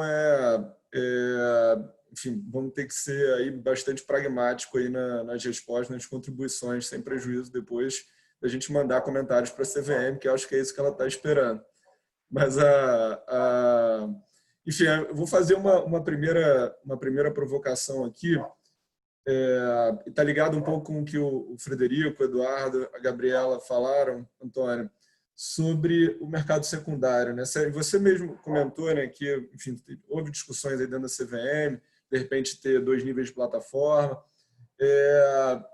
porque talvez um caminho para o mercado secundário pudesse ser de você criar um opt-in, né, opcional, ou seja, não todas as empresas têm que optar por negociarem os títulos que elas tiverem emitidos no mercado secundário. A partir do momento que ela opta por negociar, ela vai ter um ônus adicional ali, que, enfim, na visão dela, poderia se justificar. E com isso, você consegue equilibrar um pouco a previsão ali, a questão das barreiras do custo de observância versus benefício, né? Você não aplica isso para todo mundo. E aí, enfim, nessa mesma linha, né, acho que o Frederico abordou isso também, você pode ter, para essas empresas que optarem, você não precisa ter o mesmo regime que você tem para as empresas de capital aberto tradicionais negociadas na B3. Você poderia ter um documento, sei lá, na linha do que tem o COI, ali um documento de informações essenciais, alguma coisa, né? Você criar um set aí de informações que poderiam virar informações periódicas, e assim você tentar viabilizar essa potencial negociação, muito embora, né, como o Eduardo colocou também, né, e a experiência internacional mostra, o volume não é tão alto lá fora. Mas, assim, de qualquer forma, é uma possível saída e é uma coisa que tem um potencial aí para atrair investidores que talvez precisem de liquidez e fiquem preocupados em não conseguir, né, vender a participação deles depois. Ou seja, a minha pergunta é mais, será que faria sentido a gente ter um mercado, né, um nível de transação, ou seja, um mercado em que essas companhias, esses investidores pudessem negociar os títulos, que fosse opcional e desse a eles, obrigasse eles a um nível que não gerasse um custo de observância tão alto, mas que ao mesmo tempo protegesse os investidores. Será que isso é viável na sua visão? Bom, Felipe, eu acho que tem um espaço aí de discussão e de avanço em relação a isso, mas eu não tenho dúvidas de que certamente a visão da CVM não está alinhada, por exemplo, com a visão do Frederico nesse ponto. Acho que você tem uma limitação natural desse mercado secundário pelas próprias características do emissor, né, do número de investidores. A gente tem uma preocupação muito grande de que essa característica de liquidez ela seja, de alguma forma, no momento da venda, né, descaracterizada, você criar uma ilusão para o investidor de que a qualquer momento ele vai comprar um ativo ilíquido, vai para um mercado secundário que vai passar a existir e vai sair daquela posição. Isso não vai acontecer, é um mercado ilíquido por natureza, se ele vender, ele vai ter um impacto de preço nesse mercado secundário. As plataformas, elas não são bolsas de valores, né? Elas não têm a estrutura, né, de uma instrução 461, que tem toda uma preocupação de rigidez de mercado secundário. Então, se querem se transformar em bolsa, 461 está ali, entra na 461. Então, não é esse o caminho que a CVM vê, que é transformar plataformas em mini-bolsas. Os emissores, tampouco são emissores que, nesse momento do estágio de desenvolvimento deles, estão preparados para um mercado de full and fair disclosure, né, de fatos relevantes. A 358, por exemplo, não se aplica a emissores de crowdfunding. Então, você teria que trazer uma robustez em termos de regime informacional, estrutura, departamento de RI, que a gente, sinceramente, não vê o benefício suplantar o custo, para, no final das contas, você continuar com um mercado que é ilíquido por natureza. Então, nos parece que existe um caminho nessa linha que você falou, que a gente pode progredir, né? Um emissor que esteja disposto a divulgar mais informações, ele está eventualmente sujeito, né, a um número maior de investidores que possam adquiri-lo no secundário. Eventualmente, esse investidor nem estava no primário, mas a partir de certas informações que foram divulgadas, a gente sente confiança de que não há uma assimetria informacional, mas não, acho que tem um caminho, assim, é uma diferença muito grande para um mercado organizado, público, né, de emissores sujeitos ao regime de full and fair disclosure, né, uma entidade administradora de um mercado organizado, com todas as regras que a ela se impõe. Então, acho que temos aí milhas e milhas de distância entre um cenário e outro. Obrigado. Vou aqui pegar as duas primeiras perguntas aqui do Q&A. A primeira delas, acho que tem bastante gente preocupada aí com a regulamentação da escrituração, né, dos valores imobiliários emitidos. E a segunda pergunta está ligada ao outro assunto que eu acho que é um dos principais aqui, que é o limite de captação, né? A pergunta do Fernando Schmidt falando qual é a razão do receio da CVM aumentar para 50 milhões de imediato o teto. Uhum. Você quer falar um pouquinho sobre esses dois temas, Bervani? Claro, falo sim. Bom, primeiro, em relação à escrituração, a escrituração passa a ser uma exigência para as novas ofertas e para aqueles emissores que eventualmente tenham os seus valores mobiliários admitidos a essa transação secundária, intermediação secundária que a gente está propondo. Então, nesse caso, né, ele contrataria, né, esse serviço de escrituração. Então, não necessariamente existirá uma exigência para todos os casos passados, mas para aqueles emissores que concordem, né, com a plataforma fazendo esse serviço de intermediação secundária. Segunda questão, eu acho que é a questão de maturidade de mercado. Acho que hoje a gente tem 3 anos de norma, a gente tem poucas ofertas que chegaram nos 5 milhões, né? E, claro, isso está associado ao tamanho da empresa, ok, né? Mas, de fato, são poucas as que chegaram nos 5 milhões, a gente está propondo dobrar. Ao mesmo tempo, a gente tem muitas novas plataformas entrantes, a gente tem uma preocupação grande aí com um aumento de propensão, né, a fraudes, quando você passa a envolver valores muito maiores, com participantes que ainda, né, talvez não tenham um grau de consolidação ou maturidade. Então, acho que é um caminho gradual, acho que a gente vai chegar lá, talvez não seja numa atacada só, talvez 10 seja pouco e a audiência corrija isso para alguma coisa intermediária, mas acho que é a maturidade do mercado. A gente está caminhando, tentando não dar um passo maior do que a perna nesse momento. Acho que um caso notório, ruim, de uma grande fraude no crowdfunding, você teria um efeito tão negativo de reputação para o crowdfunding que a gente perderia tudo que a gente está construindo porque a gente quis fazer dar um passo, resolver todos os problemas de uma vez só e o mercado não tinha maturidade nesse momento para fazer isso. Então, acho que essa construção gradual hoje é a visão que prevalece na CVM. Legal. Sobre o primeiro ponto da estruturação, é legal você, na sua fala inicial, você falou das DLTs, né? Acho que o blockchain é um case aqui que tem tudo a ver com escrituração a baixo custo, né? Mas, enfim, isso aí são cenas dos próximos capítulos, talvez, né? Eu não sei enfim, acho que dentro aqui dos debatedores, eu queria abrir aí, dar a palavra para quem quisesse aí se manifestar ou fazer alguma provocação aí. Eu queria falar um pouquinho dos sindicatos, porque eu acho que foi um ponto tão bacana que foi levantado e eu super concordo. Acho que os sindicatos têm um potencial muito bacana. A gente fez um grande esforço na época da 588 para inserir os sindicatos. Ela não estava na primeira versão que foi para audiência pública, então a gente trabalhou junto com as plataformas, notadamente aqui o Frederico ajudou bastante nessa construção, a gente colocou os sindicatos. Naquela época, né, a gente talvez não tivesse um modelo jurídico que se encaixasse bem.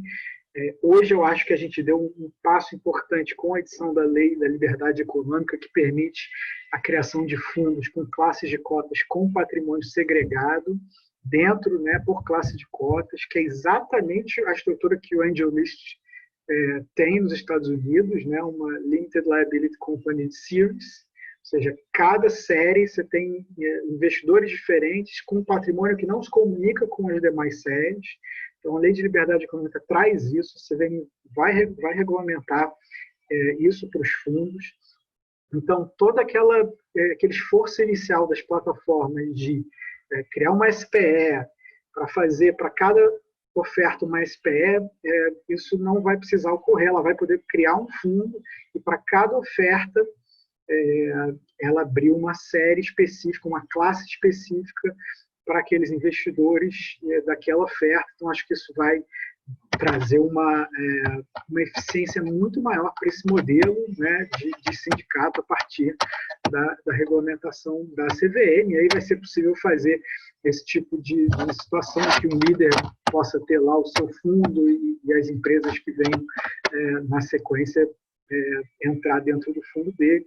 Então, é um ponto super relevante que eu acho que a gente teve um desdobramento, um avanço importante em termos de legislação, e agora, a partir da regulamentação que a CVM está produzindo, isso vai poder auxiliar o sindicato. A gente não mexeu na 588 porque a gente está fazendo essa discussão na 555, né, a incorporação disso, e por quê? Que é a regra dos fundos de investimento. E por quê?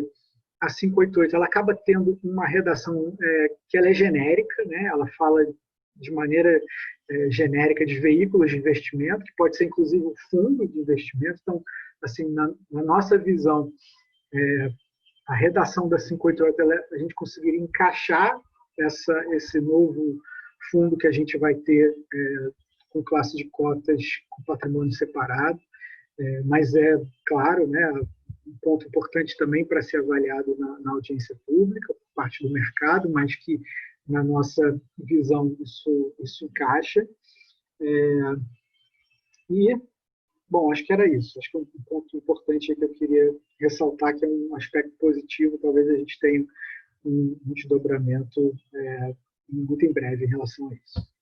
E só para comentar nesse ponto, se tu puder falar, Berwanger, que é a questão que a gente traz do incentivo para o líder, né? Por mais que a estrutura agora jurídica, o arcabouço jurídico seja facilitado, a gente ainda tem o grande problema da pessoa que está liderando isso, o que o Angel List mais fala, eu acho que o que mais cresceu nos últimos anos é a figura do Operator Angel.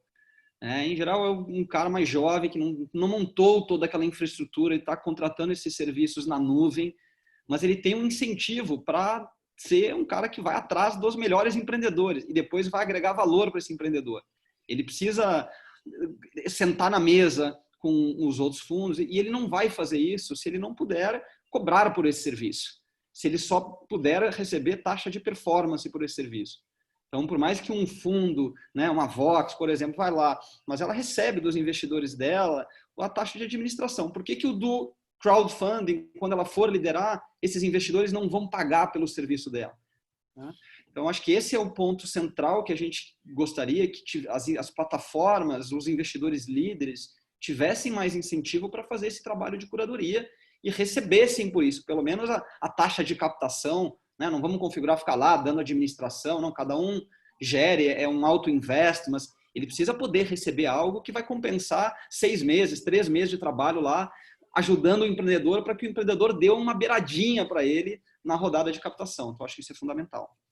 Eu acho que isso pode ser tratado de 2 formas. Eu acho que, na medida que a gente tiver essa estrutura de fundo, né, você vai ter uma cobrança de taxa de administração que pode, uma parcela dela se reverter para esse anjo, né, dependendo do arranjo que é privado, que é contratual, que ele faça com o administrador do fundo. E, né, no momento da captação também, né, existe uma taxa de captação que é cobrada pela plataforma, e essa taxa de captação também ela pode ser revertida, parcela dela, para o anjo em um arranjo comercial contratual entre plataforma e anjo. Então, minha percepção é que isso, de alguma forma, pode ser construído dessa forma. Eu ia comentar que teve uma pergunta exatamente disso também, do Gustavo Pop aqui, falando disso, né, de até que ponto o líder poderia receber um vest, né, baseado ali na atuação dele perante a emissora, que isso está mais ou menos ligado com o que a gente está falando aqui de ter uma remuneração pela atuação, né? Acho que um outro ponto... Deixa eu fazer um comentário rápido, só para botar em perspectiva, e aí para reflexões posteriores da CVM, inclusive. Quando a gente fala de veículos de investimento para fazer investimento em startup, a gente sempre esbarra naquela questão do que fica de pé economicamente para o gestor. Então, quando a gente está falando em emissões menores, isso pode ser uma barreira aí importante, que sabemos que veículos de investimento registrados na CVM, que tem que contratar administrador, custodiante, etc., mas principalmente o administrador, menos de 50 milhões de reais de capital comprometido, ele não fica de pé.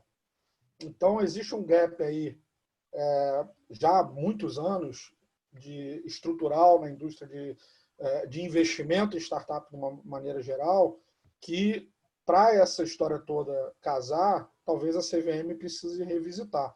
E aí eu trago aqui uma coisa que eu acho que eu já comentei com o Berwanger, em algumas coisas, alguns aqui talvez tenham discutido, que a gente, na indústria de fundos de ações, né, FIAs, a gente tem lá fundos de investimento em ações e temos clubes de investimento em ações, onde os clubes de investimento em ações, e aí se você pegar o histórico da evolução do mercado de capitais, vários dos fundos de ações e vários das gestoras hoje existentes começaram lá atrás com clube de ações, né, formar uma estrutura muito mais baratas, muito mais fáceis de serem captadas, e começaram assim. Talvez seja o caso aí, dado isso tudo, para pensar no famoso clube de investimento em participações, que exatamente atuaria nesse gap aí de tamanho, que hoje, se quiser montar um FIP de 10 milhões é praticamente inviável. Então, se a gente olha as estruturas que estão sendo utilizadas por pool de capital de investidores privados, de 10, 15, 20 milhões, o pessoal está indo para empresas de participação, usando SCPs.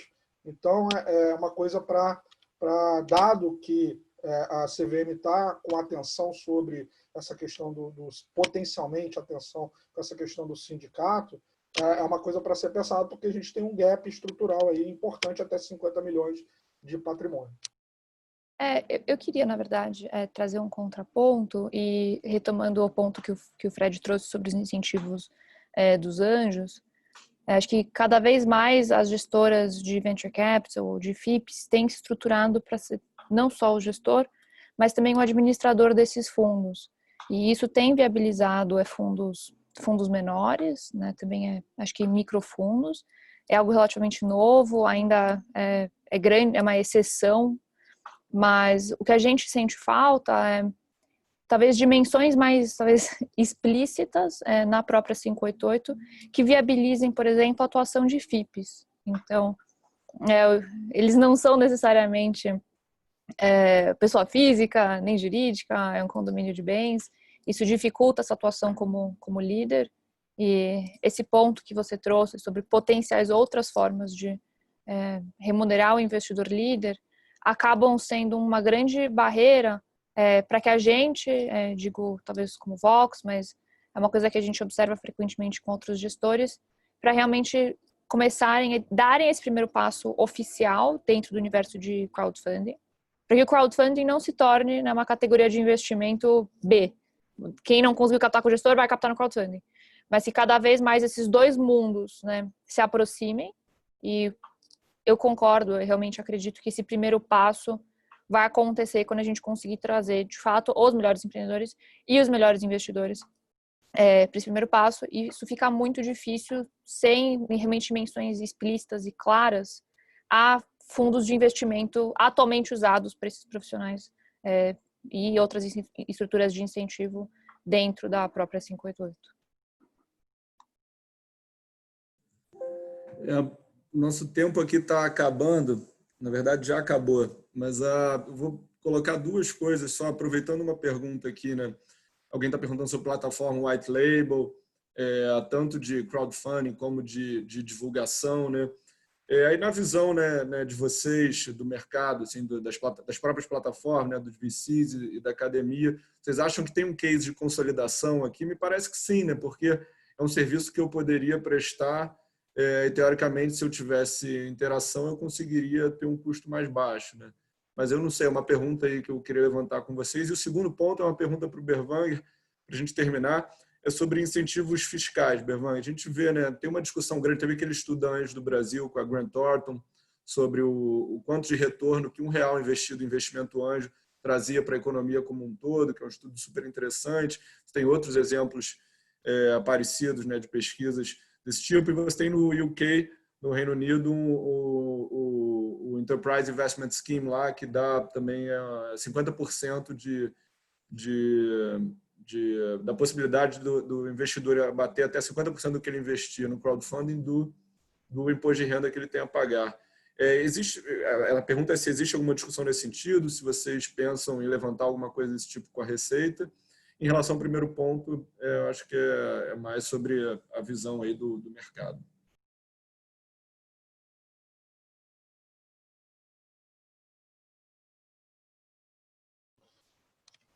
Bom, se ninguém vai, eu falo. Eu acho que a resposta aí para o M&A entre plataformas, como todo mercado, a história econômica mostra para a gente que sim, existe um potencial, ainda mais se você aumenta os custos de monitoramento desse processo, os custos de infraestrutura.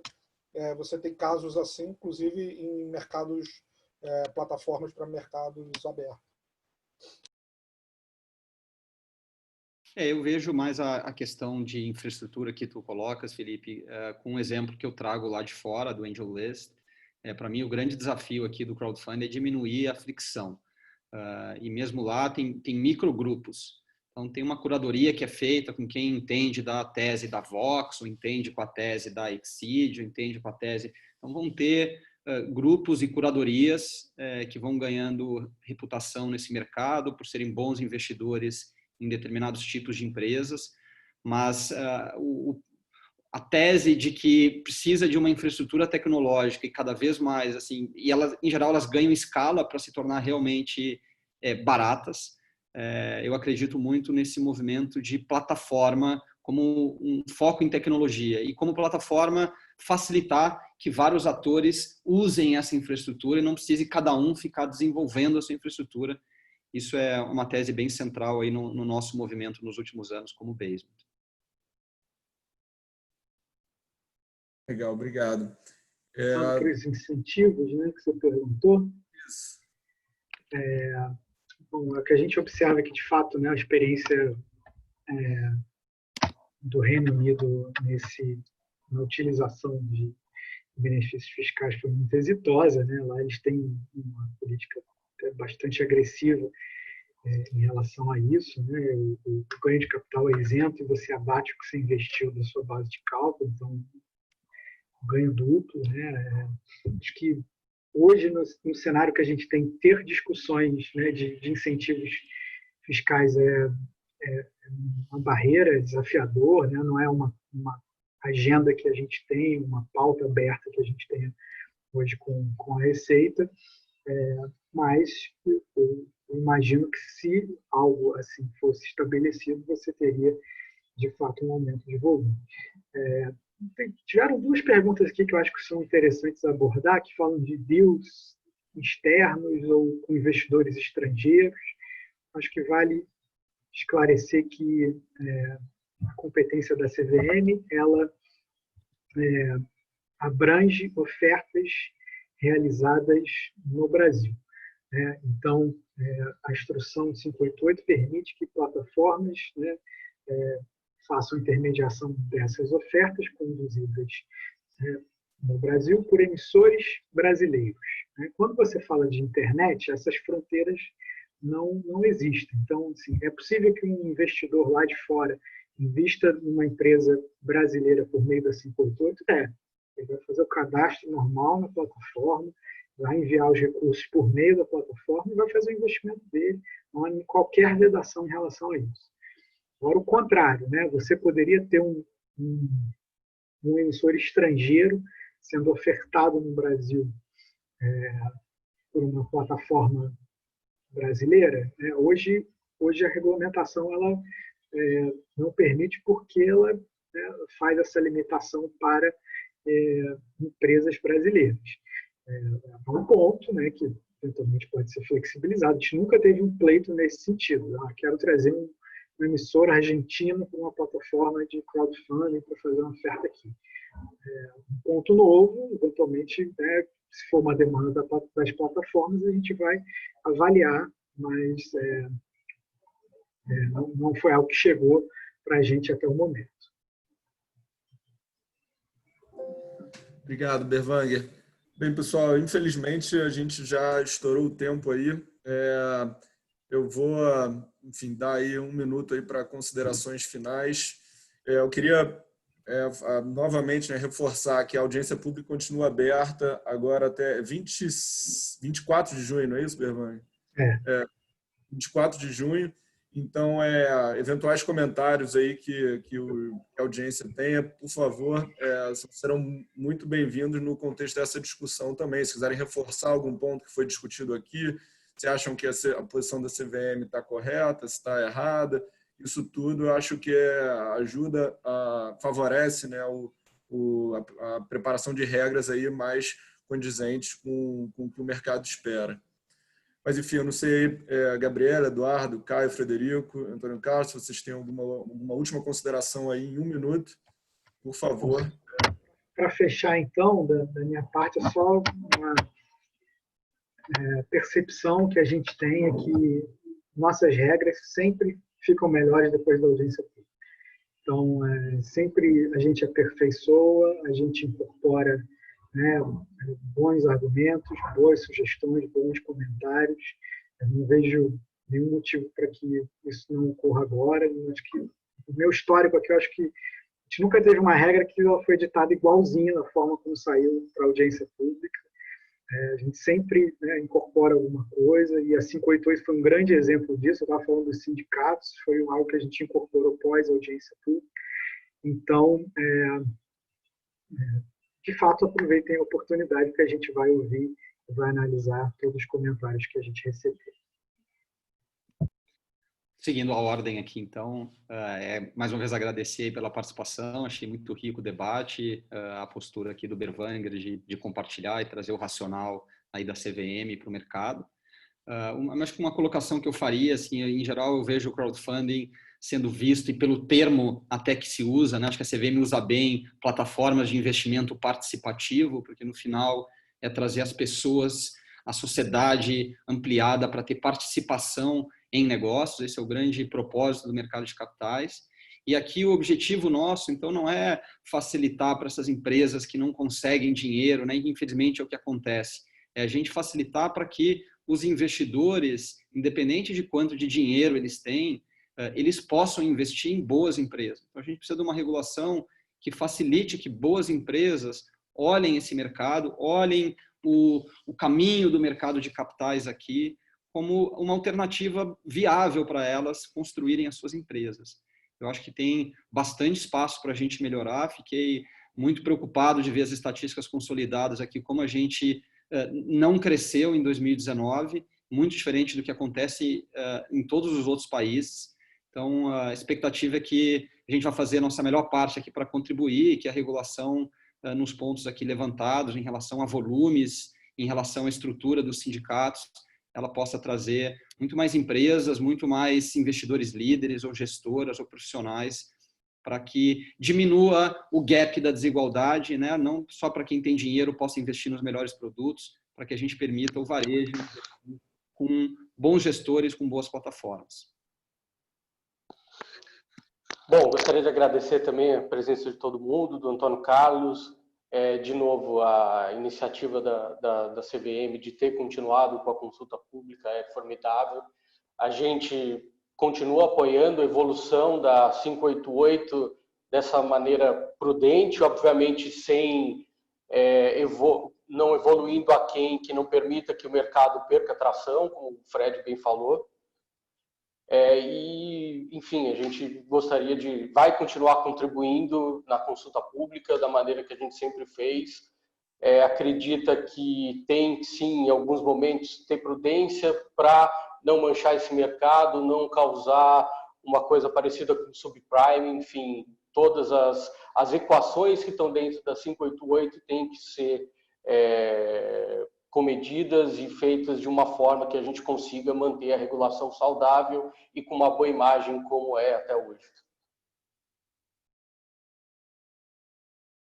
Legal. Eu queria agradecer também muito pelo convite. Agradeço também a oportunidade de ouvir cada um desses pontos de vista, né, tão diferentes.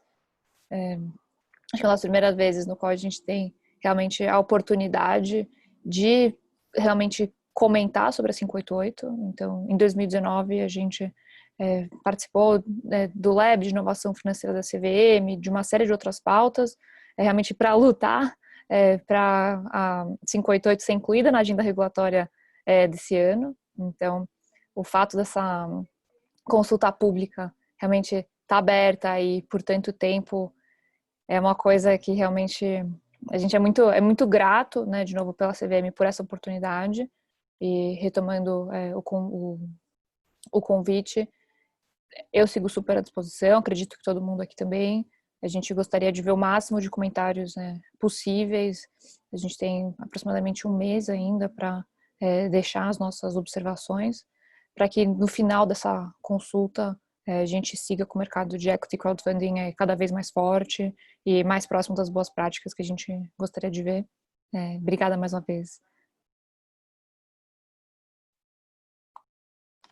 Bom, obrigado, Ibrademp, a BVCap, obrigado pelo convite, Felipe, de trazer um pouco essa visão aí independente da academia sobre essas discussões todas.